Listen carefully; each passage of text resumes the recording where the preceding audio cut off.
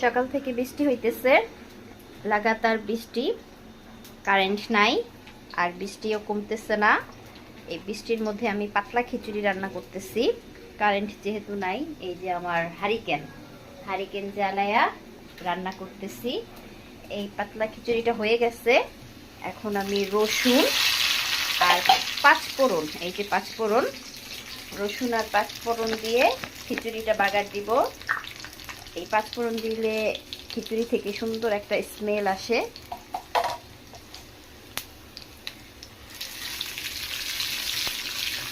এখানে অলরেডি অনেকগুলো মরিচ আছে, এই জন্য আর মরিচ দিলাম না, বেশি ঝাল হয়ে গেলে আপনাদের ভাইয়া খেতে পারবে না। তো পাঁচফোড়ন আর রসুন ভাইজা নিলাম, এখন এটা দিয়ে দিব খিচুড়ির মধ্যে।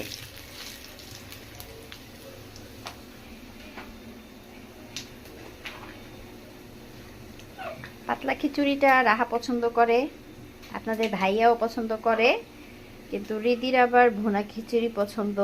এরকম পাতলা খিচুড়ি রিদি পছন্দ করে না।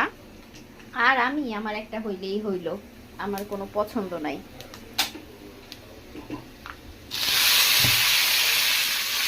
হয়ে গেছে আমার এটা। তো এখন আমি ঢেলে দিলাম।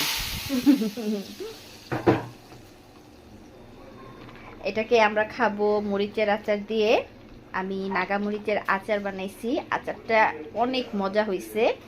আর খিচুড়ির সাথে মরিচের আচারটা একেবারে পারফেক্ট। অন্ধকারের মধ্যে রান্না করলাম, কারেন্ট কখন আসবে জানি না। একবার একটু আসছিল, তো কারেন্টের আসার নমুনা দেখে বুঝলাম হয়তো আজকে সারাদিন নাও আসতে পারে। এই জন্য কারেন্টের জন্য আর অপেক্ষা করলাম না, রান্না বসাই দিলাম। রান্না কমপ্লিট, এখন আমরা খাবো। এই যে আমার স্পেশাল হারিকেন।